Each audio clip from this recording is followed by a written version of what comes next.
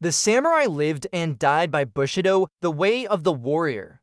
It was a code that demanded loyalty, courage, discipline, and above all, honor. To lose in battle or bring shame upon one's lord was not simply defeat, it was disgrace. For a samurai, there was only one path to restore that honor: seppuku, ritual suicide, known in the West as hara-kiri. The ritual. Seppuku was not a desperate act, it was a ceremony. A samurai would dress in white, the color of purity, and often compose a death poem, brief words about impermanence, loyalty, or the fleeting beauty of life. He would kneel on a tatami mat, a short sword or dagger before him.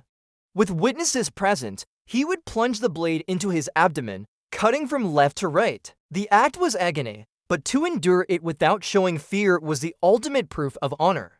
To end the suffering quickly, a second warrior stood behind him, the kaishakunin. At the crucial moment, this trusted comrade would deliver a precise decapitating strike, ensuring a swift end. This act was called kaishaku, a mercy, but also a mark of loyalty. When seppuku was performed, there were several reasons a samurai would commit seppuku. Defeat in battle. To fall into enemy hands was the greatest shame.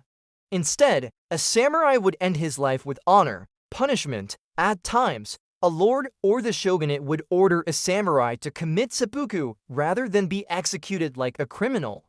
It was considered an honorable alternative, loyalty. Some chose to follow their lord into death, believing their service was eternal. Protest. Rarely, seppuku was used to make a statement, to show devotion to principle when words carried no weight.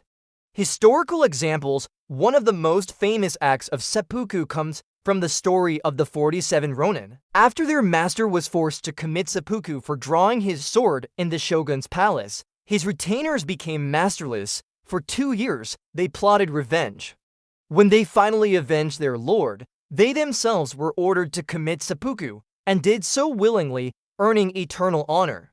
Another example is General Nogi, a samurai who lived into the early 20th century. When Emperor Meiji died in 1912, Nogi and his wife committed seppuku together, believing their duty was to follow their sovereign even into death. Hara-kiri versus seppuku. The words hara-kiri and seppuku both describe the same act. Hara-kiri literally means belly cutting, a more casual, blunt term. Seppuku is the formal, ceremonial word used in official records and rituals. To Westerners, hara-kiri became popular through hearsay. But to the samurai, seppuku carried dignity and tradition. The philosophy behind it: why would someone choose such a painful death?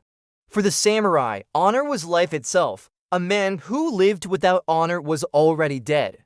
Seppuku was a way to show courage to the very end, to demonstrate that discipline and loyalty mattered more than survival. The act also reflected Zen Buddhist ideas of impermanence. Life was fleeting, like cherry blossoms falling in spring.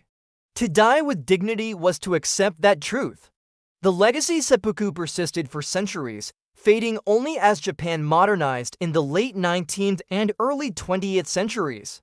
Yet its memory remains powerful. It symbolizes the extreme devotion of the samurai to their code. Even today, the word evokes an unease, a reminder of how different the values of the past can be from our own. The sword gave the samurai power, but it was their willingness to lay down their lives, even by their own hand, that made them legends. Closing the death of a samurai was never simply an end. It was a statement that honor outlives the body, and the way of the warrior extends even into death. So when we speak of seppuku and hara-kiri, we are not just talking about ritual suicide. We are speaking of a philosophy that placed loyalty and honor above all else.